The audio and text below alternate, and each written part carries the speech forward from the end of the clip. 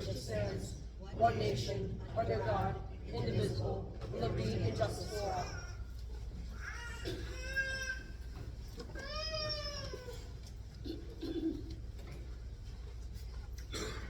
All right, good evening, everyone, and thank you for joining us for this informational session on the upcoming referendum. I would like to take a moment to acknowledge the work done by our administration under the leadership of Superintendent Haynes to get us to this point. The administration began this process years ago with forward thinking and strategic planning, and their proactive steps have secured state funding in advance of mandates, which resulted in 100% state aid for our preschool. Other districts who did not take these proactive measures are only being funded at 40% with a local tax levy of 60%. So by starting this a while ago, we are at a point where we have been getting that 100%. I also want to thank my fellow board members for their time and effort and commitment to educating the children of Clementon. So we look forward tonight to sharing the information about this project with you, as well as addressing your questions. So I'd like to introduce our business administrator and lead in the referendum, Bruno Veronato. And our architects are also here to answer your questions and provide information. And they are Dan Scatoni and Jason Dobovic. So, good evening, Clementon community. First, I just want to thank our Board of Education, our administration, and Superintendent Haynes for their continued dedication and commitment to the students and families of Clementon. The 9 board members with us tonight are uncompensated volunteers. They have given countless hours of their personal time to ensure that our community, and most importantly, our students are well cared for. Every decision made by the administration and approved by the board is made with our students' well-being in mind, ensuring that they have the education and resources they need to thrive. We are all here tonight because we believe this is the right step forward for our students and for our town. For anyone looking for clarity on this process, tonight's presentation contains a lot of information. Since 2023, when we first started to explore this vision, our goal has been complete transparency and open dialogue. We have held numerous meetings, shared updates across various channels, and invited continuous feedback. Before we dive deeper into the full presentation, I want to highlight a few key points. 100% state funded, as Ms. Anderson spoke about. Our preschool expansion program is fully funded by state aid, bringing approximately $2 million annually into our district. Clementon taxpayers do not pay a single dollar of local tax levy towards this expansion. District savings. The program helps offset general fund expenses, generating additional savings for local taxpayers. The educational impact. This is a structured, high-quality educational program designed to prepare our youngest learners for long-term success. Early education allows us to identify learning needs early, providing support when it's most effective, and reducing the need for more costly interventions later on. Beyond social and academic growth, this program offers free, high-quality early education for our local families. Our team has poured endless hours into researching, consulting professionals, and reviewing options to ensure this proposal is solid. We have reached out to borough leadership, hosted community forums, sent postcards to reach residents offline, and continuously updated our online FAQs based on feedback from social media and local discussions. Tonight, we want to make it as easy as possible for you to get the answers you need. You can ask, I'm sorry? Oh, okay. Tonight, we want to make it as easy as possible for you to get the answers you need. You can ask questions publicly tonight, email me directly, or use the QR code provided to submit questions anonymously. Ultimately, the decision on this referendum rests in the hands of the Clementon taxpayer. Every board member sitting here tonight is also a local taxpayer. We all share a direct stake in the future of our town and our schools. Our goal tonight is simple: to provide you with clear facts so you can make an informed decision about what is best for our community and our students. Thank you for your time tonight, and I look forward to an honest, productive conversation about the future of Clementon schools.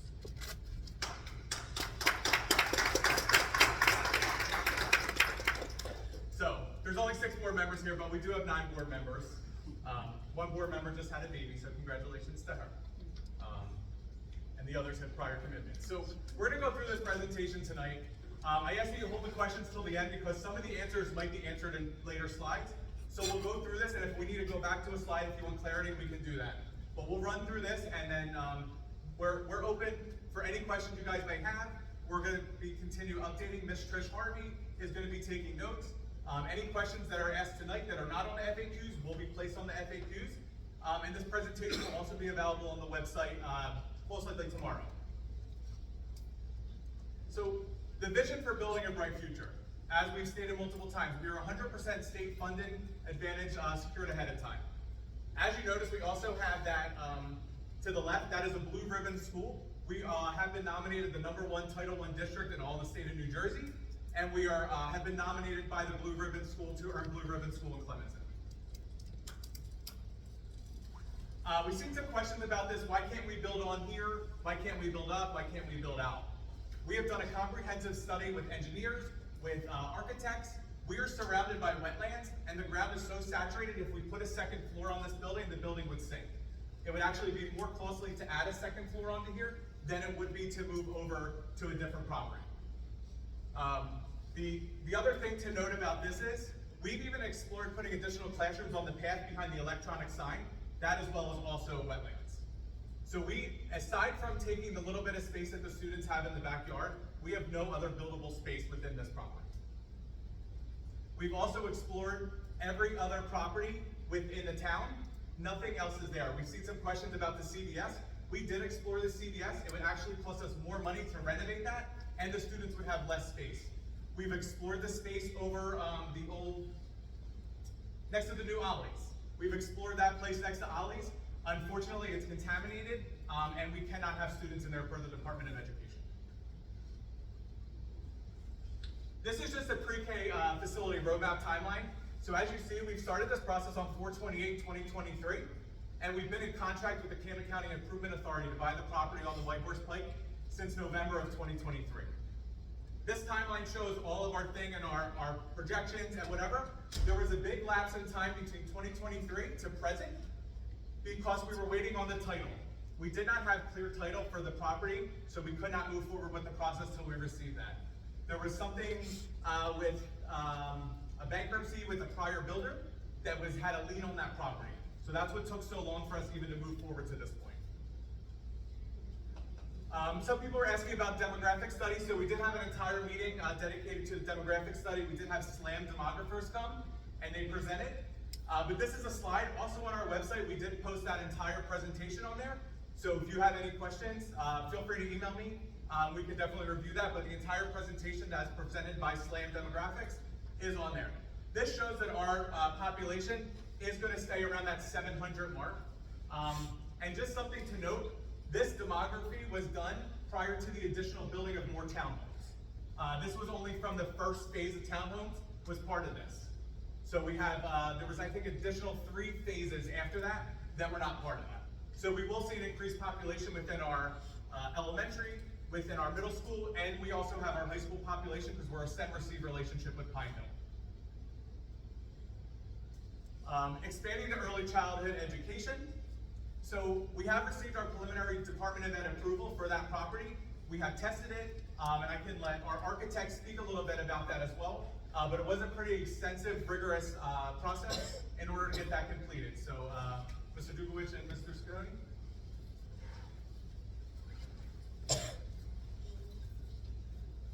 Thanks, Bruno. Yeah, as far as the Department of Education review, we are complete in that process at this time, but it has been a few years on the overall timeline of the project that you saw previously, and it has gone through a few different iterations, but the process at this stage in the project with the Department of Education is what's called a schematic level review, and they look at a very early design for the building. They compare it to the enrollments that are projected to see if it's in line with how many students that the district needs to house with the new construction. The costs that are estimated for the project are also reviewed, and they go through a process of calculating how much funding that the state would be providing towards the district's cost in constructing the new building. Again, that process is now complete, and we do have the official funding numbers, which we'll get into a little bit later in the presentation. Again, they want to make sure that we're meeting all the state guidelines for educational spaces, specifically in this case for pre-K. They actually have educational guidelines for K through 12, and then they have separate guidelines for pre-K. So the building had to go through a rigorous review to make sure that it met all state required pre-kindergarten guidelines for new construction. And moving on ahead for the DOE stuff. Yeah, the rooms, we can get into the, you want to go? Okay, next slide. So So just to note, there was some questions on the purchase price. So we are getting the property for $325,000, which is well below market value. So that is Camden County Improvement Authority is selling us that property for $325,000. It will be located on the White Horse Pike, Block 75, Lot 2501, right in front of the Ryan Townhomes. It's the bigger parcel in front of the townhomes on the left-hand side. Yep. So just a couple of notes on the site. Land acquisition for schools is very different from land acquisition or buying, purchasing private property. There's a long due diligence process that the state requires, LSRPs for site remediation, those sort of things that we looked at before kids can occupy a site. So all of that due diligence that the school went through took a couple of years. The title obviously elongated that, but all of these site acquisition underwent that process at DOE, inspections, state inspections, and along White Horse Pike, you can see along Reed Avenue right now, this site plan incorporates a few things with orientation of the building. One, we're trying to fence in a playground on the south side that you see here in the middle where that laser is. There will be a curb cut put into Reed Avenue to go across. And the idea is that this is not a busing district, as we know. It's a parent drop-off, so we're planning on having a drive loop around with a dedicated drop-off that's mostly located into the site. Everything, this building is sort of right-sized. We're not overbuilding, and we're certainly not underbuilding. Your pre-K universe that you're looking to serve, and you'll see the floor plan next, it's limited to 15 students per room with a teacher and a teacher's aide. That's state law, that's mandated. So that right sizing is your pre-K universe is roughly twice your first grade enrollments. If you saw the demographer slide, there's about 135 students. This building right now is designed to house 120 at this current price. So it's about, you're serving most of your pre-K universe. You'll have to do some shuffling in this building, but it frees up some space in this building as well. And the Board of Ed, as we know, vacated this building to give opportunity to turn that space back over to students who need it. The funding that you're going to see later is based on this school being at capacity, based on those demographer numbers, which is very important. Hence the need to go out of the site and build that building. So we're trying to house everything on this site. Again, drop off and pick up. All the stacking is intended to happen along Reed, but go into the parking lot and a counterclockwise loop to drop kids off against the building, minimizing having kids walk across a parking lot at that age. All right? And then you'll see dedicated play areas that are state mandated. You'll also see the size of the classroom on the next slide. So on this slide, this is a floor plan specifically of the new building itself. You'll see 8 pre-K classrooms, as Dan mentioned, that are sized to meet state requirements for pre-K for 15 students, a teacher and a teacher's aide. Each classroom has a minimum of 1 toilet room. In this case, we designed it in a way that both each pair of rooms could access each pair of toilets to give the district additional flexibility with the students and their ability to be able to use those facilities. In addition to the 8 new classrooms on the lower left, we have a new administrative suite for principal's office and other administrative staff. Just above that is a new nurse's suite to serve the students. That area also contains the main entrance to the building, just to the right of the administrative suite. That will be a secure, what we call a secure entrance that requires you to be not only buzzed into a vestibule, and before you get past the second set of doors, you'll be screened at a security check-in window. Again, part of kind of the way it needs to be in schools today, having that extra level of security. On the right side of the building, you'll see a multi-purpose room. That room is intended for, again, area for play, area for motor skill work with the students. It's not, as I mentioned, this is not a final floor plan. This is a schematic level design per the requirements of the Department of Education. There is room and time for adjustments and enhancements as we go through the design process that takes us ultimately to construction. There are some aspects of the design that we're looking at enhancing and expanding, such as adding a warming kitchen facility for the multi-purpose room. There's also a space for faculty and teacher planning area, as well as dedicated staff toilet rooms for them as well.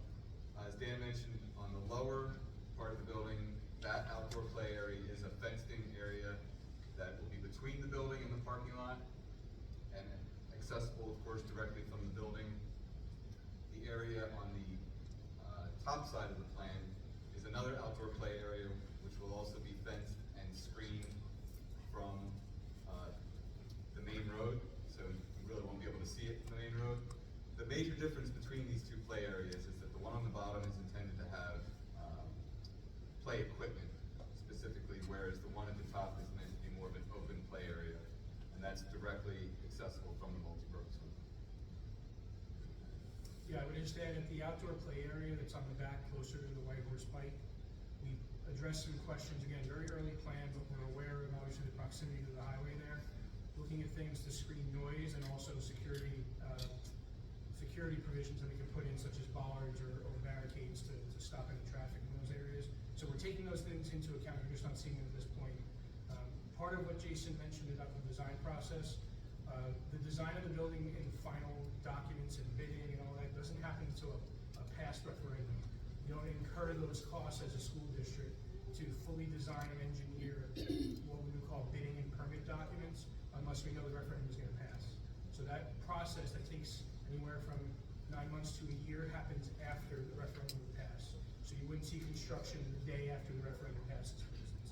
It's a very important due diligence and design period that happens after a successful referendum. And there are still more due diligence. I know that Bruno mentioned there was a long process to get the site acquisition approval. Dan mentioned that as well. But there's even more due diligence after we know that the site is suitable for students, suitable for building. There's even more to make sure that the foundations can be supported by the soil on site and things like that. So there's a lot of additional due diligence that has to happen before we even can start drawing and designing the final building.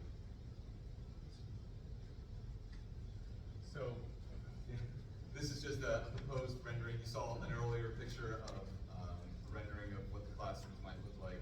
This is just a proposed look for the new multi-purpose room. Again, all designed for pre-K and then to,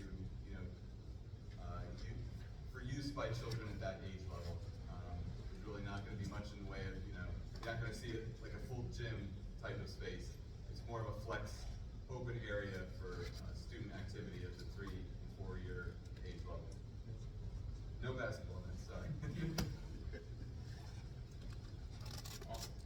So just some things that we're doing in Clementon Elementary with the repurposed space. So we did have 5 preschool classrooms in here with freeing those 5 preschool classrooms and bringing them over to the temporary space at the St. Guadalupe building. We reduced crowding. So a lot of our teachers were doing stuff in the hallway. We had a small group happening in the hallways. We had people in closets essentially. Now we have dedicated space for everybody. We have a dedicated sensory room, which we did not have before. So as the special ed population in the state continues to grow, the sensory rooms are something, so it's not something, if one student is having a need, then they're able to take the student over to the sensory room without having a room clear in some of our rooms. So we now have a dedicated sensory room in our early childhood wing. And then we have expanded space for electives for our middle school students. So our middle school students now have specialized electives, giving students more hands-on opportunities, the arts, business, creative programming. So we did put it out to our teachers, and Mr. Fuderick, our director of curriculum, has presented on this a couple times. But our middle school students will now have specialized electives that they can get involved with, things they never had before because we didn't have the space for that. Financial breakdown, so this is where everybody is obviously interested. So if approved by voters, the referendum will unlock more than $700,000 in New Jersey state aid to fund the project. We were eligible up to $2.1 million, but because the district is contributing $5.5 million from our capital reserves, which you can think of as like a savings account, we don't get the funding based off of that. So the estimated state aid is around $705,000.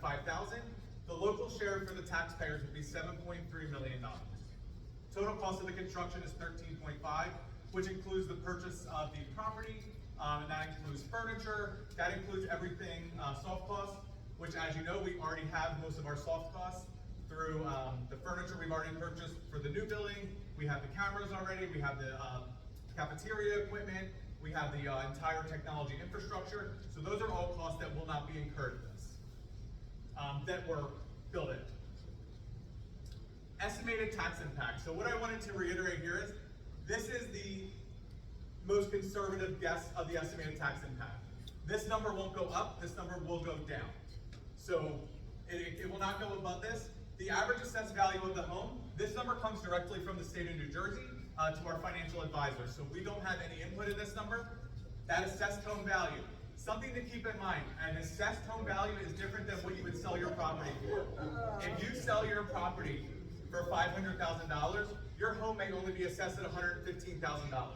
The best way to find out the assessed value of your home is look at your tax bill. So if you go to Clementon WIP, where you would pay your taxes, that's there. I understand you maybe don't believe me, but that number doesn't come from me. No, we believe you, absolutely, but you're talking to us like we're 5-year-olds.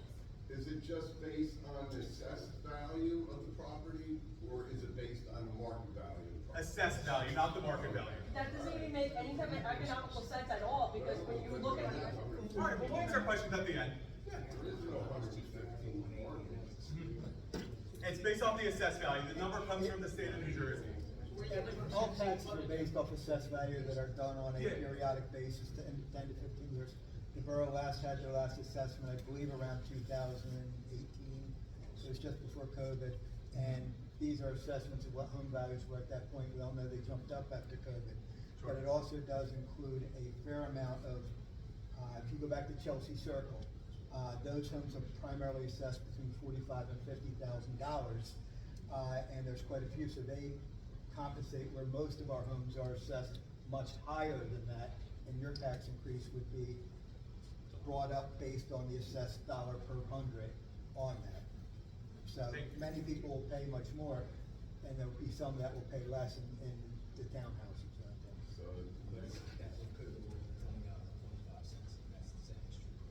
There's plenty of homes in town that will pay $500 to $700.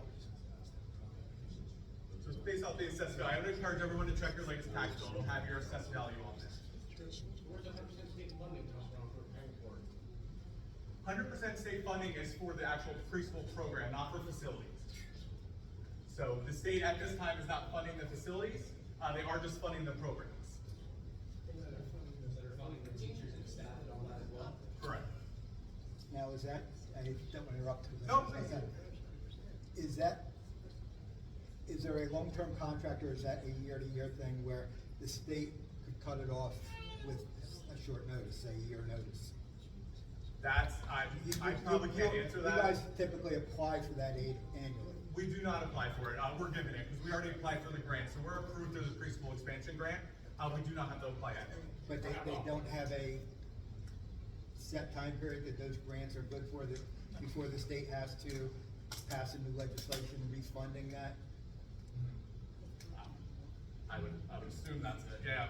We Because don't know. I'm sure our- the state funds something permanent. There's not a set time frame for when the grant is back. No. Like other grants, will have that in No, there. I just typically, the state doesn't forever give money. Typically has a cutoff date that they will no longer give that money. That's why That's the Linda Mall property, that's our temporary. no district applying now is getting anywhere near. We'll take questions at the end. All right, let's. Yeah. That's why I didn't want to ask questions. So the cost of inaction, the larger class sizes, no universal pre-K. So if you don't hit your pre-K expansion, you could lose your funding for the pre-K grant. So you're, as they said, this preschool universe, you're supposed to hit that within 5 years. We were approaching our 5 years, and that's why luckily we're able to find the temporary location over at Linda Mall. That $2 million, keep in mind, that doesn't only fund preschool, that also offsets general costs. That offsets the general fund here as well. Abandoning special needs students, so our most vulnerable remain displaced. So since we were able to move preschool out of here, we actually were able to start a preschool disabled program and an autism program to keep our students in district. So Ms. Gifford presented on this at a prior board meeting as well. Just by bringing back, I think it was 6 students, the district is saving over $400,000, and that's after hiring RBTs, that's after hiring teachers, and that's after hiring and purchasing all the stuff that we need. We're saving close to $400,000 a year. An out-of-district cost for one out-of-district student could be upwards of $150,000 just for tuition, and then transportation on top of that, depending on the needs of the child, could be $50,000 for one student. So bringing the students back in districts saves the districts a lot of money. Sorry. Eroded services and enrichment, so current quality standards are unsustainable. Critical programs could be cut if we do lose $2 million in revenue, and critical programs could be cut if we don't have the space to house these programs. So again, if we run out of space, we don't have space for an autism room or a PSD room, and those students would again have to go out of district. Again, the deteriorating infrastructure, so facilities, parking, traffic, systems will continue, which could impact the taxpayer. So this is really just every vote counts. I won't dig too deep into this, but we just encourage everyone to participate. There's ways to register online, register by mail. Unsure if you're registered. This again, like I said, this presentation will be posted on the website. There's in-person voting and vote by mail. And we want to hear from you. So I'll just share, we've had my email address, we've had everything posted online. We've only received 3 questions. The questions we received is, can I report tonight? Is there diversity within the school? And the last question, oh, what was the price of the truck? So nothing about the referendum. So we encourage everybody to please send in your questions. We want to answer. As you guys notice, the FAQs are continuously being updated. So our board president has been gracious enough to be on Facebook. She's been fielding some of the questions. But moving forward, we'll encourage everybody to go to the FAQs, submit questions. And as we get the questions, we're putting answers and we're updating the FAQs on the website. And just really thank you for coming. And now we can open it up for questions. I just ask, we keep the time frame in mind. We do have a lot of people here. I want to give everyone the chance to ask. If we can answer the question tonight, we will. If we can't answer the question, we'll put it in a parking lot. I'll get your email and I'll personally respond to you on the answer, as well as add it to the FAQs. Before we start, I just need to make a statement. As we open the meeting to the public, the Clementon Board of Education welcomes and values input from the community. The public comment portion of the board meeting is the time where any member of the public can share their thoughts and questions. At the same time, the board encourages members of the public to bring specific individual issues, the referendum. Anyone who wishes to speak has 2 minutes to make their comments. Please keep your comments respectful, not defamatory, and suitable for a meeting of a public body. Please stand and begin by stating your name and address, and you may ask your question. So Ms. Harvey will record your name and address. So we can start. First question. Just your name and address. Nancy Suarez, 34 Mount Avenue. My first question to you is, you knew this for quite some time, that people were matriculating to this township, but you didn't take into consideration on how small a school would be built in 1980, I believe. But yet you sold off the property to Leeward Townhomes, which is not a problem. But you didn't take into consideration on how big this township would be? We never owned the property on Leeway. That's not what I'm asking. We don't decide that. That's council. Actually, it's part of the Board of Education's perspective, because you're the ones who are dealing with all the children. I'm not sure I understand your question. Can you Okay, ask so it again? this school is way too small, since it was built in 1980. Sure. Well, Yeah. however, you didn't take into consideration the amount of people that would matriculate into this township eventually. And granted, there were not enough students, a lot of the houses here were abandoned, including my own. But now we're at a point where we don't have enough space for all these kids, but you guys did that into consideration. You're saying when this school was built? So we weren't part of that process, unfortunately. And I think what happened in 1980, that property where the Leeward Townhomes are was a supermarket. Okay, I didn't know that part. Yeah. Could I help answer this? Yes, please. If it's okay with the board. And I'm only answering this because at the time that the acquisition was made of that property, I was mayor of the town. The borough acquired the town through the Camden County Improvement Authority around 2004. The plan was, it was a dilapidated old site there, the roofs are falling in. It was not only an eyesore to the town, it was dangerous conditions, actually. So the borough worked with the Improvement Authority we first tried to purchase the property. The owner lived out of state, had no interest in it. So we worked along through redevelopment. We declared it an area in need of redevelopment. acquired the property through condemnation, judge set a price at $1.7 million. The borough agreed with the improvement authority to allow them to purchase it for us, and then we handed the borough the improvement authority the redevelopment rights to redevelop the property. With all of that, as we went through the study, there was, at the time, and I'm not sure if it's still valid, Rutgers University had done studies throughout the state to show what the anticipated school increase would be per class size based on the square footage of a home and how many bedrooms. And the calculation that was brought to us through the professionals at the time was somewhere between 35 to say 45 people. I'm not sure, my understanding is the development has actually only created about 50 students that attend Clementon schools. I don't believe there are more than that from that development. So I'm not sure if that is the true source of the overcrowding or not. But the borough worked along with the improvement authority, who now has redevelopment right. Part of that also goes back to when the borough did that, the agreement was for anything that would go there, the borough would have to approve it through the improvement authority. I don't believe that's been done. And also, the redevelopment agreement and law had very specific uses for the property of what could be used to be put there. And anything that would change there, such as the original idea for the property was to be 55 or older housing, which wouldn't have any children. When it was changed in, I think around 2011 to 2013, it had to come back before the Planning and Zoning Board for that designation to allow it to be used for school-age children, and then it had to be approved by council and then sent back for redevelopment to the county that they would now still have control of it. I'm not sure if that's a step you guys will still have to go through for a change in use on a redevelopment site for that with those agreements in place. We've already gone through that, so we did, I talked to people from planning and zoning and council, and they have no recollection of voting on that. Yeah, they sent us a resolution. We have a resolution from them on that. I'm interested to see that. Yeah, I can definitely share that with you. We do have a resolution for the quasi-public. Mr. McKelvey, I believe he was at that meeting as well. But we did get approval. We needed that approval in order to get it to the Department of Ed. And it went through the planning and zoning? It did, yeah. Okay. Do you have enough? Okay. You said I can email you, I'll email you all my questions. Absolutely, sure. Anybody else have any more questions? And we will get you that number on the Leewood Village. Sure. Thank you, I'm Henry. Okay, can you just state your name and address? Henry Benson, 541 Berlin Road. Okay. New Jersey. We should go that way. So I have a couple questions about the school first. You said there's an increased population. Do we know the exact number of how many kindergartens, or potential kindergartens there are?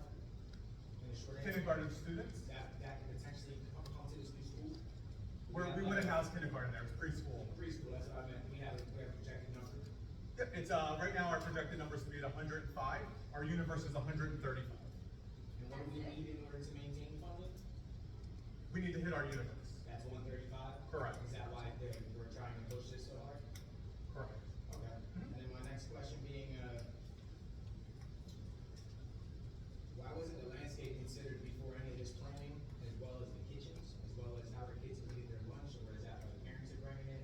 Why wasn't that the first level of priority, being the child safety, being right there next to the White Horse Pike? I'm only asking because I live right up that Higgins Road right there, right on the main strip, as I just stated. And I see almost accidents happening every day. I see numerous accidents just from that poor apartment complex right there that they can't even pull out without. Of course. Yeah, so zoning board did ask us to put bollards along White Horse Pike. They also asked us to fence in the entire property, and they did ask us to put trees in. What height is that fence and what height are the trees? Again, probably about 6 foot for the fence, to fence in the entire property.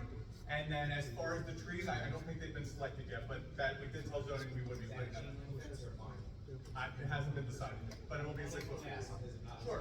Yeah, like I said, we're at early schematics here, so all those details will be available. And then, you said there's a multi-room, considered a sensory room, that's gonna be in this new one? Is In the new school, that what you said? it's a multi-purpose room. So a multi-purpose room, yeah, for gross motor activity. So is that the dedicated sensory wing that we were talking about? Nope, that would be at this school. Yeah, So sensory room. this school never had a sensory wing then before the dedicated sensory wing? We did. So now? Well, no, it's not a dedicated sensory wing, it's a dedicated sensory room. So we did have a sensory room, it was down in the gym in one of the locker rooms. Now we're going to repurpose the locker rooms to be locker rooms, and the sensory room can go down there for the younger students. Prior to that, every classroom had a mini sensory corner, and that's how we were doing it before.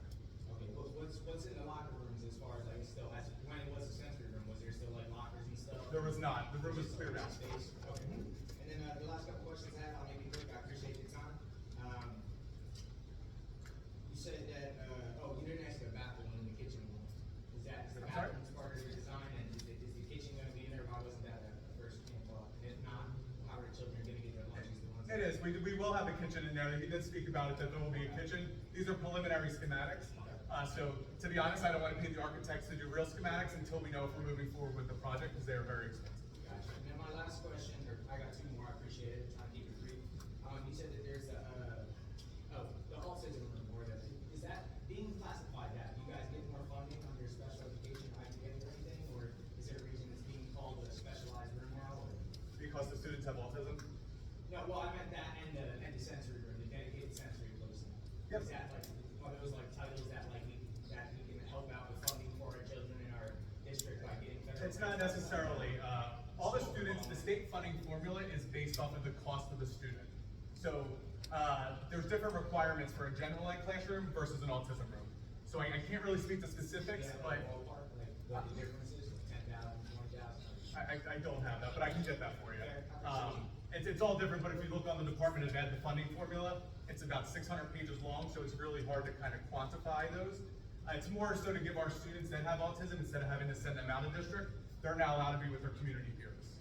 So that's the benefit we So see. what's going on for the current kids that are being, I only ask because I ran through the agendas in the minutes, and on February 13th in the last board meeting. I'm gonna need to, my I'm child sorry, is- Mr. Benson, I'm gonna need to interrupt for a second, because this information session is for the referendum. Yeah. We do, I'm asking about the minutes. you're asking, no, we're talking about the referendum and the new school, and you're talking about the current school and situations in the current.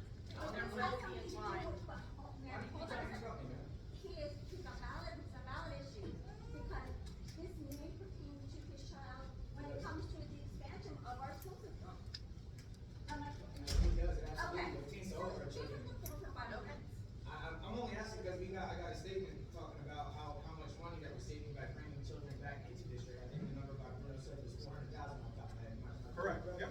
So I'm only asking because I also see that our attorney fees went up to 195 an hour, and I know that due process in New Jersey has become a huge thing, and as other parents in this meeting have raised, this school is very tiny. And if we have, I understand that there's kindergarten ratios between aiding students and all of that, but what is protecting our current children? Why are we gonna keep adding ourselves into a fiscal fine, like, this is just gonna keep Mr. adding Benson, debt they to are our- our current students. This is gonna keep adding up, well, They are our current students. like I So said. the this is students you're only- referring to aren't students that live in other towns, they're students that live in this Who am I town. referring to? You just said the other students. Who am I referring to? I don't really know, but all the students that are in Clementon Elementary are here. Thank you.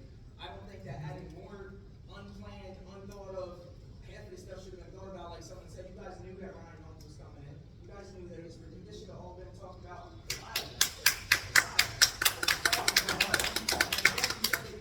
Because when we all got the same. Mr. Benson, we all know why you're here tonight, you're using this forum for that, I'm so. sorry, I'm not. I'm sorry, 2 minutes are. 2 minutes is up. I would like Mr. to Benson. collect my, 1 minute that I was getting interrupted on, I appreciate you. You all let, Mr. Benson, you've gone over your 2 minutes. One more second, thank you. Like I was saying, I went through the minutes, and I'm curious if there's something that we can do for our current students and come together with maybe a proper plan instead of just trying to send it before we lose our grant money. Because you guys are only worried about the funding, you're not worried about our children, you're not worried about the taxpayers, you guys aren't worried about the funding. How much money does it cost to the people? Please, to $800,000 to $1 your million? 2 minutes are up. You're making accusations. You are making accusations. I'm sorry, you are making accusations. This was planned. We are showing you the plans. We showed you the timeline. And then you send us out of there. How many board meetings have you guys attended? We've had multiple meetings. I just moved here, so. You guys don't like the All right, transition. order again, please. We can continue. with the questions for 2 minutes. We can continue with somebody who has a question. For the future generation. Mr. Benson, we're gonna ask you to leave if you continue. Oh, well, I'm here for the long haul, go, brother.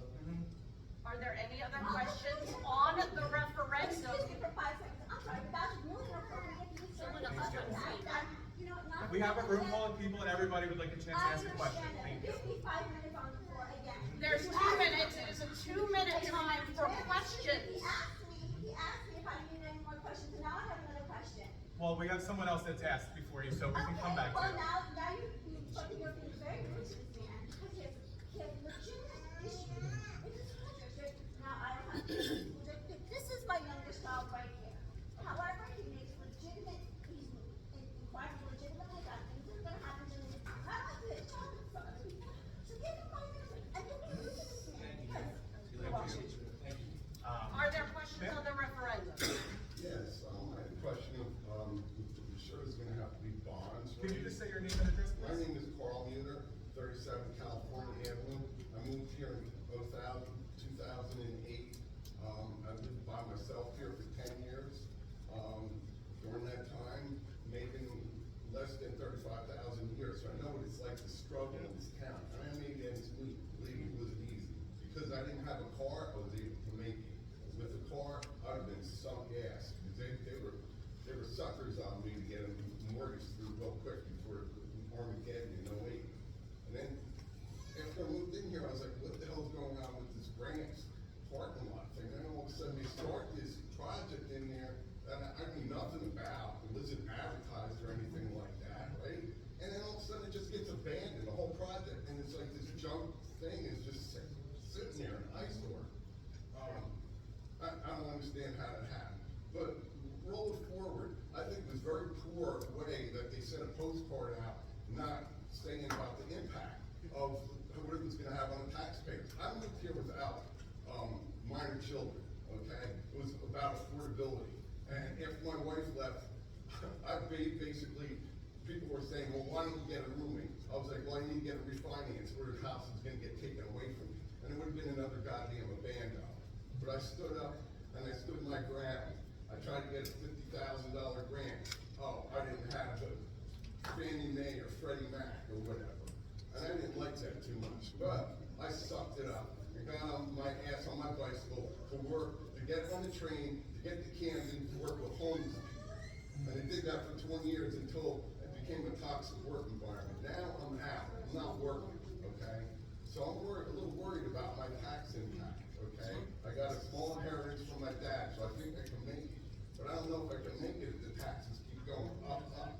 But what I think needed to be communicated to the public was that, hey, this is gonna benefit your community, and it's gonna make your house worth more.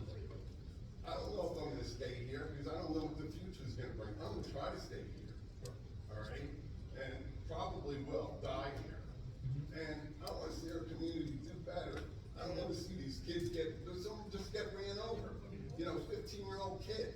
They need to fix the goddamn roads in this town. And the sidewalks. You know, and the sidewalks, you know, you're gonna have more children on and shit like that.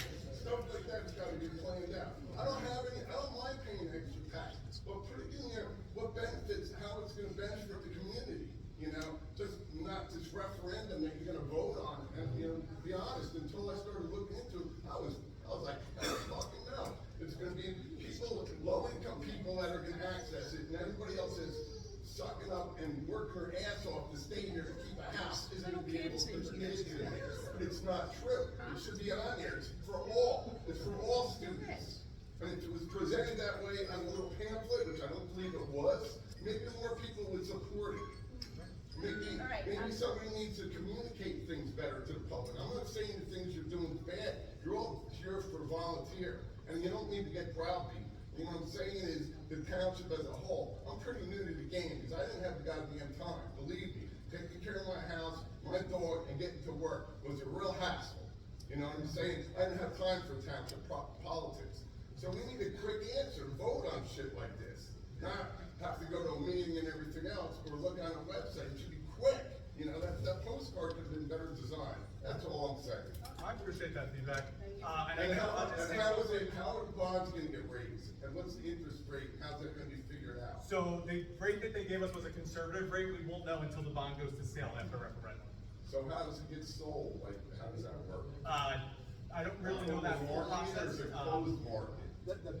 I can get that School will answer have for to you go provide specifically. anticipation notes at first, which are just internal, just pay financing part until they turn it into regular bonds. Once it's turned into a regular bond, that's when whatever, it's because they're a public entity, it has to go to public sale, so that rate will be based on bidding from the people that would lend them the money. So they don't have a set rate, they want until it actually goes out the bond. So it's a Now, public they can bid pay on the it? debt service and just pay bond anticipation notes in the meantime, until they look for more favorable, when rates may come down at some point. But there's no way they will know for sure what the rate will be until the time that the bonds are sold publicly. Or And is our- it like the situation where it goes on like the market and anybody can buy the bonds, regular municipal bonds? It would be a bank with purchase. Yes. How does that work? The financial advisors would do all that for us on the backside. So if the referendum passes, it goes out. The rate that they gave us was the most conservative rate. And there was hope that it'll be down. So the rate that they gave us, it was out. I guess they do a collective of what's out there. What we're trying to say is who's offered to bid on the bonds? Has that ability to bid on bonds? Is it the public? Any financial institution is able to bid. Anybody? Any financial institution. Okay, it's not gonna be like a closed set of, investors? No, like an investor can't do it. It's a public bond, so it has to be a financial institution. All right, that's all, I don't know how it works, because I'm. Yeah, no, it can't be like an investor group, or it can't be a personal person. It has to be a financial institution. I mean, because I know they raised the bond for that, for the sewage treatment plant, and you've been paying that, how many years is the bond gonna be for? You know, how long are you gonna be paying So, that? thank you for your questions on the referendum. I need to make it clear to the audience that we are the school and the school board. We do not have any oversight over anything in town, over sewer, over sidewalks, even over that property and the decisions on how it was gonna be developed or redeveloped. That is town council, and I would encourage anyone as a community member to go to town council meetings to discuss those, because we're just talking about the school taxes right now, and that's a smaller portion of the entirety of all the taxes. So a lot of those council, a lot of these are issues that the school has nothing to do with, because we're charged with just creating the best education for the community, making it affordable for the entire community. That's our job, to do that, to be fiscally responsible as taxpayers ourselves. But our primary objective is to make sure that all of the children in the community are getting an education. I mean, that's what we are charged with doing, and that's what we are doing with this project. So I hear the issues, but we don't have control of those. We only have oversight over the school. You're saying that the. Can you just say your name and address, please? My name's Jacqueline Summers, I'm succeeding. And you said that all the grants are for construction, correct? Correct. What happens with the operating costs? Who pays for that? It's through the 2 million in revenue we get. Okay, but what about the teachers, the janitors, the lunch aides, It's all paid through the 2 million. Out of 2 million? Yeah. Okay. So it doesn't exceed that. So the PEA grant is what it is, and all the PEA grant has to be funded through them. So you have to keep your teacher salaries and everyone's salaries under 2 million and your operating costs? Correct, yeah. So we're doing it right now. So as we're in the St. Guadalupe building, in the temporary facility, we are doing that. That's the other question I have for you. Is there any breakdown available of what's already been put into the St. Lawrence temporary preschool? Because there's nowhere in the minutes that you have any kind of breakdown of what we've already, taxpayers or, our share of what we put into the renovation on that school, which is our temporary preschool. Absolutely. And there's- Yeah. So I don't have an exact number on me, but I can get that for you. I can get your email address. We can also add it to the FAQs. But what we did in St. Lawrence, everything was done in-house. So we hired all of our own people. So you only have the teachers that were already in the school working at the new St. Lawrence Correct, so we only had 5 classrooms here, so you get funding based on how many students you're gonna have. Over there, we're projected to have 8 classrooms, so the funding went up when we're moving over there with the additional classrooms, so that's paying for the additional teachers, that's paying for the additional operating costs, and those other. All the renovations as well? So Correct. did that all come out of grants? It did. Okay, so there wasn't any increase in the budget from one year to the next? There's not yet, no, we only raised, so when we do our budget, the school districts are required to raise 2%. We raised our 2%, we did not go over that cap. We stayed within everything, so we didn't take a loan for St. Lawrence. And actually, from what we did over there, so a lot of it, and I mean, without getting too into depth, but like, we have a Fund 60 called, which is our lunch account reserve. And the district had so much money in that fund account, because of COVID, during COVID, we were given 100% of free and reduced, so it no longer was at that. Every student got free and reduced over that time frame. And we did not have the operating costs as we did. So the district did accumulate money in that account, so that paid for the entire kitchen, some furniture, and all of those items. And using Fund 60 is, you have to have a specific use for that. It can't just be used in the general fund, it has to be used for anything pertaining to lunch, anything like that. That also helped put furniture within our downstairs multi-purpose room. And then we also applied for the SAGE grant, which we were given. It was just shy of $70,000, so all the renovations on the outside of the building were paid through that SAGE grant. Which is also going to get asphalted. It paid for fencing, it fixed all the fencing out back, some rubberized surfacing, some more play area for the students. So we're trying to be, everything we're doing is fiscally responsible instead of hiring contractors externally. Just to put this into perspective, so we have what's called a sub-custodian, and we have electrical, plumbing, and general contractor. So we pay them $100 an hour because we're paying for their cert. So for instance, we added 2 bathrooms over there. It cost us $2,000 instead of a quote from an external contractor of $150,000 because we did it in-house. So we're trying to be creative in every way we do. We want to do enough to make the students comfortable there, but I don't want to invest too much money because our plan is. Also, the only thing that we would be leaving at that place would be paint and flooring. Everything else was designed to come with us. So all the bulletin boards, cork boards, whiteboards, interactive flat panels, all the furniture, the secure window, everything except for the paint and flooring will be moving over. So all the cabinets, anything that's affixed in that building. Heating and AC and, you know, that kind of thing, because I went to that school, I know. Sure. I'm very familiar with the school. No, absolutely. There is a boiler system in there, which is in working order. And then every room has a window unit, which was previously purchased by Lindenwold Board of Ed, who had it before us. So they brought all that up, you did? What's that? So they brought all that up to code? They brought all that up to code, correct. Yeah, everything was up to code in there, as far as plumbing, fire, all that. It was just switched into our name. So like it had all the fire detection systems, it had the security systems, it had the door swipes. So everything was essentially just, they took their key reader off the outside and we put our key reader on. And obviously our networking team went in and they re-networked it so it's secure and it's within our firewall. But everything there is, pretty much it was plug and play. So there is a breakdown of what's actually been put in there somewhere. Correct, yeah, I can put something together for you. And the only other question I have is, do you know the difference? Like, what was the budget before this started? What was the school board budget saying 2023, 24, and what it is this year? Do you have? So our budget has increased year over year because our population's increased. So your budget is based off of your student count. Our student count continues to go up, so we have been getting more money every year. We've also been opening it. So we started with, when I first started here in 2023, we had 3 preschool rooms, and then we ended with 5. So our goal is, the BA and me, and the business guy finance, the more students we have, the more money we get. So we want to continue to increase that. As far as how much more in taxes or how much more that's gone up over the past couple of years? We've raised 2% year over year. But what has the budget increased? How much has it increased? Sure. Yes. So I have to get, I don't want to give you a number off the top of my head, but we're currently around. Correct? I got it. Oh, Chris, you have it? 2023 to 24 was 14,450,000. 2025, 2026, it's 17,448,000. So it's already gone up 3 million? Yes. In past what? What was that year? 2023 to 24, and then the last one was 2025 to 2026. And just to put that in perspective, that money is coming from the state. So the local share for Clementon, we collect roughly just shy of $5 million. So that $5 million has only ever been raised 2%. So that's all that comes from taxpayers. The rest of the funding's coming from the state of New Jersey. Okay. All right, well, thank you. Of course. Appreciate your time. Where's the state of it? Are there additional questions? Hi, yes. I'm Jackie Meehan on 6th Street Avenue. So one of my first questions is, when is the estimated completion date of the new school if it's voted yes?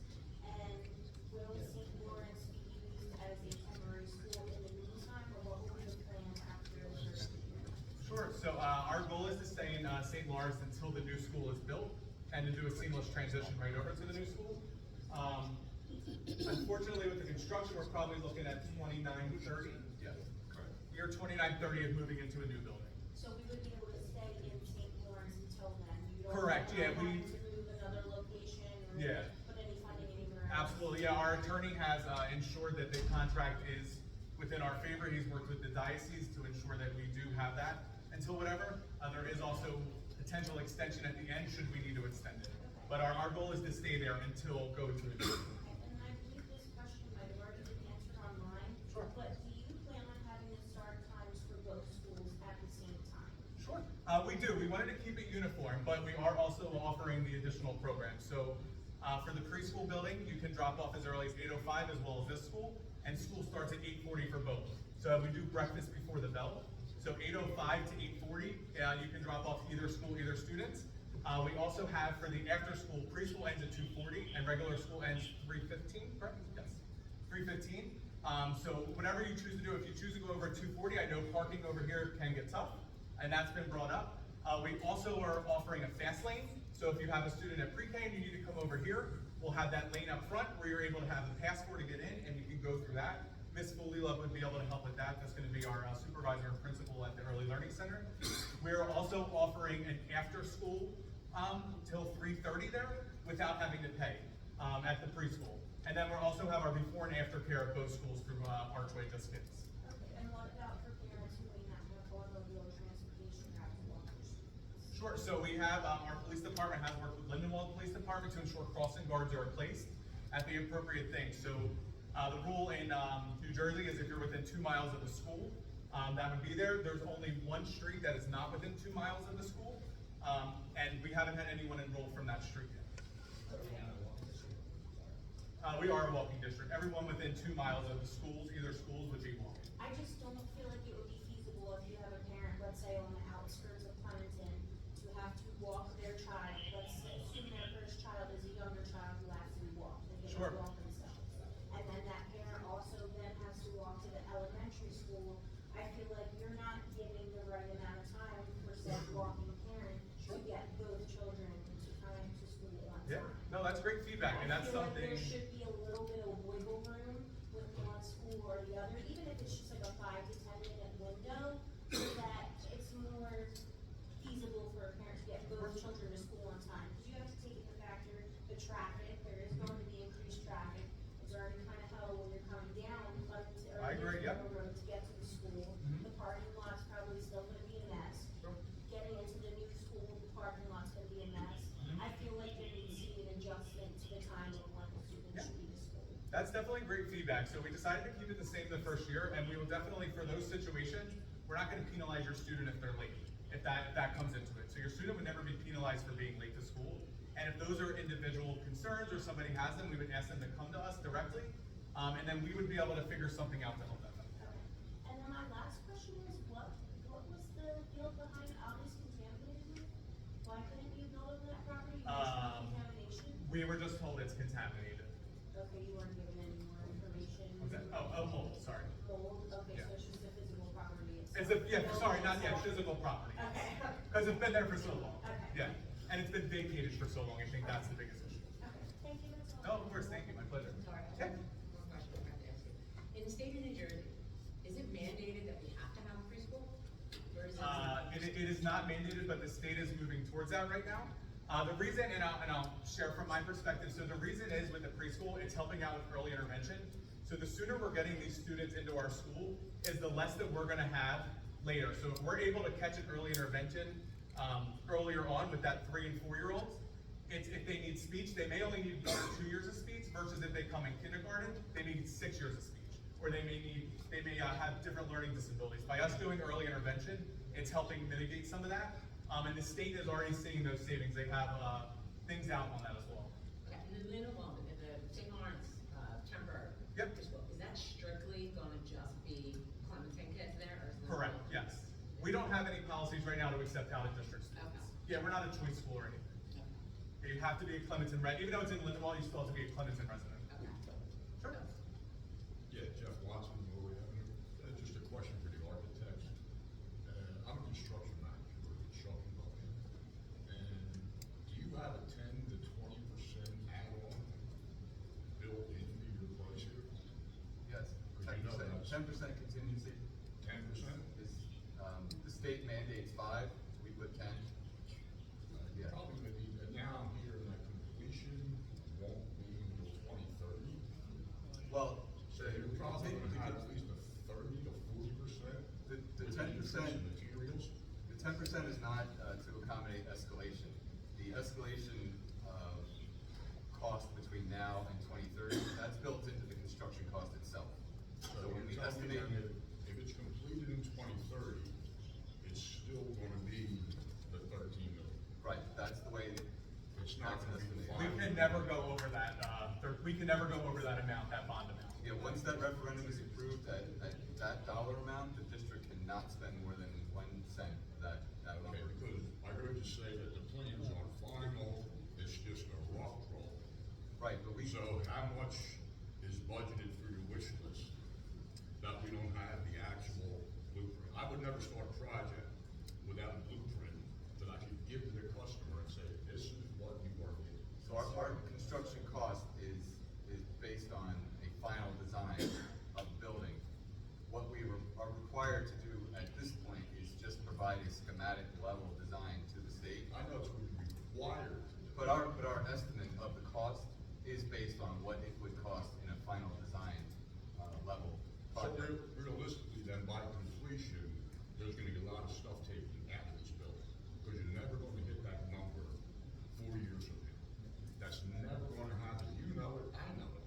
I can't hit today's number next week with the increase in building materials. You know that.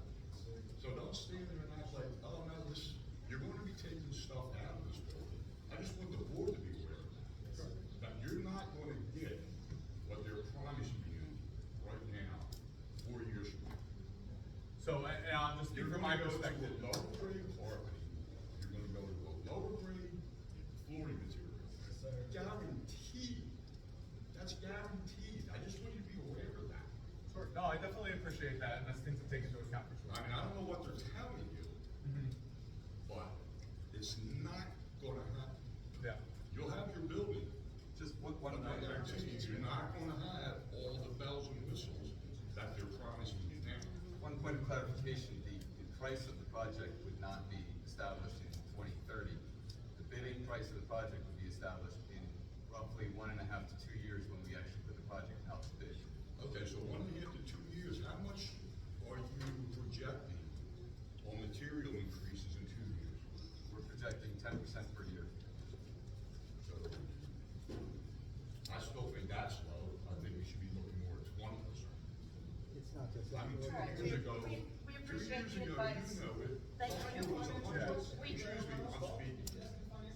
I've been not timing people in order to give time, but I know that this is over 2 minutes. I'm not doing that. I am doing what is regulated by the board. It's 2 minutes. I am saying thank you. We absolutely appreciate that. And we also have to do our business meeting. We afforded an hour for this. There are 2 people who still have questions that I would like to acknowledge. That's fine. And then we have to move on to our business meeting, and any other questions can be sent to Mr. Marinado, or we have a form that you can fill out that is available on our website. So, there was a gentleman, yes, thank you. Is $7.3 million the final cost to the taxpayer? I'm sorry, can you just state your name and address? Jason Nasser, 53 Oakland. Sorry, go ahead, can you Is say? $7.3 million the final cost to the taxpayer? Yes, the number that we put in there, yes. That would be the, And what's the rate and the term that was quoted to you for the bond? the rate and the term, so we were quoted on a 20-year, a 25-year, and a 30-year, and the rate was around 4.5% at a conservative rate. And is it only open to Clementon students? Correct, yes. Did you go? Correct, yes.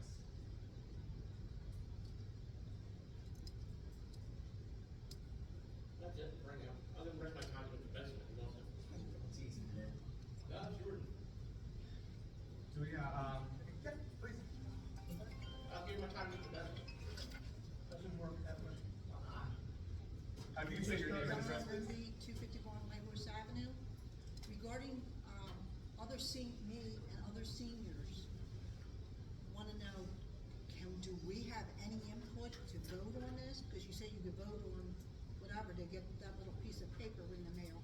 And a lot of us don't have computers, we don't have smartphones, we're not like some. Of course. It's Okay, and an they wanna election be just able like to vote. It's an election just like the November election. I believe it's held at the Fire Hall. And it'll be on September 15th, absolutely. Okay, because that wasn't anywhere that I saw, okay. Yeah, it's, All right, there was one more question in the back that we can. Stop at 46 Shetland and 281 East Atlantic. I went to St. Lawrence back in the 60s. My family actually built a school back in 1923, I think it was. So, very familiar with school. My kids were there. My concern is, I'm sure Linda Knoll said it's up to code, but, I still have a concern, all the way, all the asbestos. I mean, that place was a mess. What portion of St. Lawrence is going to be used for the kids? Like the whole school, that little wing on the left? yeah, the entire school is being used. So, Lindenwald has remediated everything before they moved in. So there is no asbestos issues. We did have the lead testing, that'll be available on our website. We are waiting for the results. However, we did remove all the existing bubblers in the building, and we replaced them with all, bottle filling stations that, pretty much they're triple filtered, and they would filter out any type of lead, any type of contaminants, any type of that. And then that water was the samples that were tested by the company.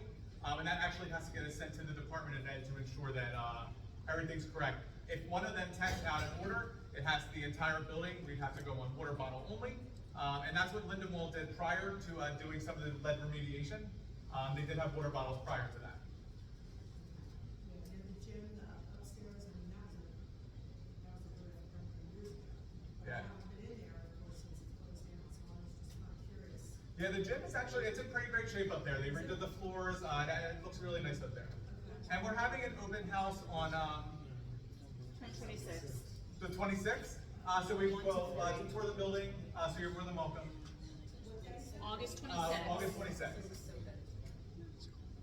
And just a reminder that there is no tax impact for seniors above 65. Yeah, I mean, you might wanna look into that, as far as the tax freezing, the frozen taxes that will, mean that increase does not affect, those above 65. I'm not a tax attorney, so I can't, but that might be something you wanna look into. So, I am going to acknowledge I saw one, so, okay. Go ahead. So, James, 25 Scott. So is this, is the school gonna be built regardless of the referendum? Like whether it's a pass or not? So if the referendum does not pass, If the referendum does not pass, the goal is, the school district would be able to go out for a second referendum, and after that, it would go to the Department of Education, for the commissioner. So we do have unhoused students, so I don't, that exact process would be, to the Commissioner of Education. Okay, so if you don't get the referendum, either way, then it's like the whole project. If the first referendum doesn't pass, that would be for the Board of Education to decide, that we go out to a second referendum, or it would be a plan B. and So the either cost. way, the school is gonna be built. Basically, we don't. Our goal is to get the school. The goal is to find a space for our children and educate them. No, understood. And the temporary building in Lindenwald's great, but it's not within Clementon.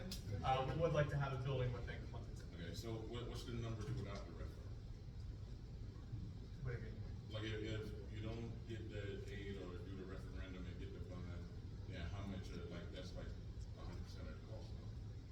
Correct, so the district has 5.5 million to contribute at this time. And then. Because we can't go out for a private loan, the only way we can get a loan would be through the referendum process. Okay, and that's. Thank you. Okay. I'm only going to be able to, acknowledge people who have not spoken yet, so that we can move on to our business meeting. So there are 2 hands, I will acknowledge those, and then we have to, move on to our business meeting, which you are all welcome to attend, and there is a chance to speak on agenda items, at that meeting as well, just to let everyone everyone know, all of our board meetings are always open, and we are always available for feedback at the meetings. Mr. Arnold. Mark Understood, 137 Garfield. I'd like to start off before I ask a question. I wanted to make a statement, just thank the board of professionals for their time. Even though I'm opposed to it, I realize being involved in politics for 23 years in town, the amount of work it does take, and I'd like to point out, and I thank Katie Anderson for at least going online and trying to answer the questions she could and start some dialogue.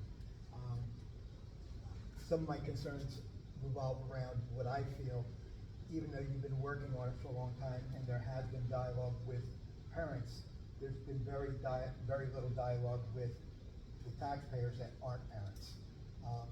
I understand that there was a flyer sent out in the spring. I'm yet to talk to anybody that isn't a parent or involved in school that got it. This is the only one I've seen so far. To follow up on Jeff's point of construction costs, I have worked in the field of construction management for over the last 25 years. Currently, I am a risk consultant for a company called Aon and work on government projects. My biggest project right now is $240 million. I am yet to see a government contract in my 23 years of government service or my work that hasn't gone fairly over cost, not based on supply costs going up, but change orders and a multitude of other things that can't be seen beforehand. So sticking to a cost of, say, $13 million isn't realistic. And to say that it can't go any higher, it absolutely can go higher. It just is a matter of finding more bonding or taking more money out of the budget. I also find it a little insulting as a taxpayer to say that it's only costing the residents $7 million, and $7 million you're borrowing, because the $5 million that you have in reserves is also tax money that we've already paid. So it's $13 million to the taxpayers.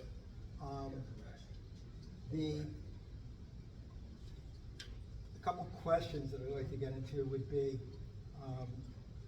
why is the special election on the 20th and not at the general election? And because typically, before the laws changed in 2000, or no, it was after 2000, but changed 2014, I think it was, where school board elections were held in April. When that was done, typically the town had about 350 people come out for a school election, compared to a general election where it can be anywhere from 1,500 to over 2,000 people. You're only getting a small snippet when you do it, and you're not taking into account the tax-paying residents. You're typically getting the people that care because they want to get free child care. So you're not taking that account by going on the 20th. Was there a requirement for you to have it on the 20th, or was that a choice? That was the closest one that we were able to do in order for us to get this project going. So our goal was actually to do the March referendum. Actually, our goal was to do the January referendum. And then we tried to do the March. We unfortunately weren't able to get everything from the Department of Ed by then. The next date was September. And the reason we chose September was because if the referendum passes, the goal is to be able to get it out to bid right away. So the sooner we can get in. Well, that doesn't sound realistic because you don't have full design. Design takes a fair amount of time to actually draw up architectural plans that would be put out to bid. It's quite a bit of time. That's correct, but built into that is to be able to get it out to bid and be able to get construction out of the ground before it freezes the next winter. So I've worked on plenty of projects, driving piles in the middle of winter is no problem. we're not doing, there's no piles. That's really no problem. I worked through projects pouring concrete in February. This is not being built spot. And I think one more thing to add to that as well is right now our contract with the CC, Camden County Improvement Authority, is for us to go to referendum in September. That was also a request on that side. And as far as the Camden County Improvement Authority, I know they may be pushing that, but I've also worked with them quite a bit with buying a property and other people going in over the years. They're pretty flexible. I can't even believe that they are actually charging you a dime for the property after the borough. The agreement with the borough was to, the acquisition cost was $1.7 million, was acquired by them. With interest and all, around 2014, we agreed to repay them through the pilot program for the property at about $3.4 million. So they've already made their money back and more. The fact that they're charging you is just downright ridiculous to the taxpayers of Clementon who have already paid for it. You're not a private buyer buying it. We're paying for it twice, which is really ridiculous. But some of my questions come down to, and also I'd like to make a sense, there's a difference between a want and a need mostly in government. There's things we are mandated to do. There are things that we are required to do that we have to do and pay for, and that's just gonna be the way it is, and we get the best cost we can. This is a want. This is something that, it's a noble effort, it's a good effort. I was raised to have dyslexia. My school age years were very tough. I went to a lot of special ed schools. So I know the thoughts of trying to catch it, different issues ahead of time, which is great. But we also live in a extremely blue collar town that doesn't have the resources and the cash flow. There are many people that are retired on fixed incomes that this cost can add up really quick, and it appears small, but as I said earlier, with the going off of a guesstimate of $250 per household is not realistically to a majority of the homeowners in town, because an assessed value includes empty lots, it includes the small townhomes back at Chelsea Circle, Heritage Square, different areas like that. So people that actually have single family homes can almost all anticipate paying much more than that. So that is a burden on people. As far as the students at the school and the number of students, it's not as easy as you would think to find the student population at the school online. All that I could do is go back to around 2021, 2022, and the numbers off the state report card for this school were pre-K, 52 students in 21-22, 54 in 22-23, and 58 23-24. How have we increased so much, and how are we going to fill a school that's looking, what did you say, 150 students? 105. That's our goal, yep. So are we anticipating taking tuition students from other towns or bringing anybody else in there? Not at this time. So are we going to fabricate children to go in there if we're at You another can, yeah. 50s now? We were, when we didn't have enough classrooms, we were putting people on waiting lists. So now we have that capacity. Yeah. And you have gone over your 2 minutes. Like I said, I have the one question, and I'm just going to counter. I'm not shooing anyone. No, I said you're done, you already had your. I already- 2 minutes, that's I all. already stated that we're- I understand, done. Why do you keep going like Not this? that, done. I'm done. Spoke twice. Okay. Did you just say I'm done, bro? I- I feel like this? That sounded pretty rude.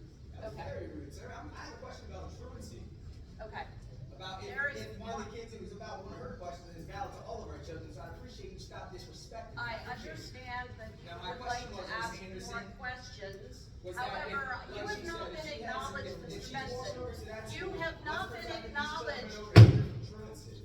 Excuse me, Is you that not a have good not question? been acknowledged. There is a gentleman behind you who I am acknowledging Go ahead, man. with the Go ahead, question. man. We're still talking. Go Sir, ahead. do you still have a question? Yeah, I got a quick question. Thank you. Fred, one, two, three. The first one would be, so obviously I have kids that go to the new school. Is every kid that goes to that school guaranteed to see the before and after school program? Because I know some kids were, well, some parents were put on a wait list. Sure, so previously, so it's a different licensing for preschool students versus a K through 8 student. So the state has different requirements. We didn't have a preschool just kid program before, because we didn't have the capacity for it. It needs to have different requirements, larger rooms. With the new school, it'll have a specific program for there. So it'll be however much we can bring in there. We would have the capacity for every preschool student now being there. Previously, we were only allowed to have 5 preschool students per the state. Okay, so if for anyone that's currently on a wait list beyond that, those 5, if they're on a wait list right now, mind you, school starts at like 3-4 weeks. Yep. So one of the questions was like, how are we getting so many more kids? I'm one of the parents that pay, $1,200, $1,500, $800 a month. Sure. We're already anticipating paying that for pre-K because we want to daycare, we want to start learning. So Of course. this is a perfect opportunity. But we're kind of up in the air with that. We don't know what the next few weeks holds. Yeah, if you want to shoot me an email, I can put you in direct contact with the head guy over Yeah, I at. tried to call the numbers, but I only get voicemail. Yeah, And then- send me an email, I'll get you a hold of somebody. And then the only other quick question I had, doesn't came to me, but just like a thought. Of course. For anyone that has, kids at this location as well as preschool. So I know this is a non-busing school, but there's any opportunity around having the kids that go to the pre-K being dropped off here so parents can walk here and then have one bus per day drop to the new school, and then since they get out at 2:45, they get dropped off back here, so that parents don't need to, because it sounds like that's one of the biggest concerns. How am I going to get to them? We did look into courtesy busing. Unfortunately, the state doesn't pay for courtesy busing, so that would be directly on the taxpayers. And I know this question came up a lot. We did have this at a meeting. Courtesy busing for the district would be around $4.5 million. And that would have to be. That sounds very, like, is there any private ones? The only reason why I'm asking is because, I think, again, I can't speak for all, but I think if there was some sort of service where if there was like 20-ish kids, I don't know the numbers. Sure. I think they would prefer that over paying for a school or not having their kids in school, even if they're paying a little bit of money, even if it's Yeah. like $100 or something as opposed to paying. No, for sure. That's a great question. So the 805 to 840 is free. And then the 240 at the preschool to 330 is free as well. That's not part of the camp program, that's the school running that. So that's where we're trying to do our best there. If there's one-off scenarios, we can definitely connect on that, but it wouldn't be a possibility to be able to bus them from here to there. The only way to do that would be directly raise taxes for the busing. Yeah, it's just you've already thought of it, so that's fine. Yeah, no, it was definitely thought of. And Miss Foley Love has been exhausting every option. She's done a route every day for probably 2 months to drive back and forth to try to get the timing perfect. And that's where we came up. We thought about moving the times left and right, but then we talked to people and it wasn't feasible. And then we said, okay, let's try this. And again, we're open to it. If this doesn't work this year and we're seeing an impact on families, next year we can definitely change times and we can kind of go that route as well. Yeah. And I'm not speaking from like I don't know how schools work. Sure. So this isn't like, again, this doesn't affect me right now, but I'm more so speaking, not for the parents that have cars, but it sounds like some do not have cars. So say there were 3 or 4 kids, again, unfortunately sometimes the burden does fall on the families. Of course. But for 3 or 4 kids, that's an Uber. I know you can't have kids in an Uber, but like, there are some extended Ubers that have the ability to do. So unfortunately, we can't put students in Ubers. We can only I don't do necessarily mean like an Uber, but I mean there are private, we can't use private either. We can only use public companies, and it has to be a bus or it has to be a certified van for them. So there are companies like in Pennsylvania that do that, where they have vans and they do rideshare programs. Unfortunately, New Jersey doesn't allow it. And then there's some schools like, I believe probably can, and there's kids that take city buses, that's why I kind of. Yeah, our students can take the city bus as well. So there's. Yeah, because that's not the school providing it, that's just public transportation. But yeah, we can't put them into something like that, unfortunately. But good question. All right, thank you. We are now at a half an hour beyond what we had Can I just ask a quick question, presented. Mr. Benito? I have like 20 questions. Would it be possible to stop by your office next week and give them to you in writing and possibly just discuss? Shoot me an email and we can figure something out. Just work something out that. And I had one question that's related, it's not about the school itself, but it's about it. Did the school board ever look at the idea to ease the overcrowding of going into a shared service agreement with Pine Hill Middle School? We have, for our 7th and 8th grade, that's on the building a FAQ. new school? Well, but We don't going have into time them for building any a new more school. questions. We do have to move on, so you can certainly email those. I've already extended it beyond what I should have. Thank you all for coming. We do really value the feedback and the questions. When the questions are asked, that's why we're putting them on the FAQ, so that everyone can see them, can see the answers as they're done. I would simply just counter Mr. Armbruster that it is a want rather than a need. This is a need. This is a need for the children of Clementon. We have lots of evidence of how the preschool students, how prepared and how great they're doing when they hit kindergarten.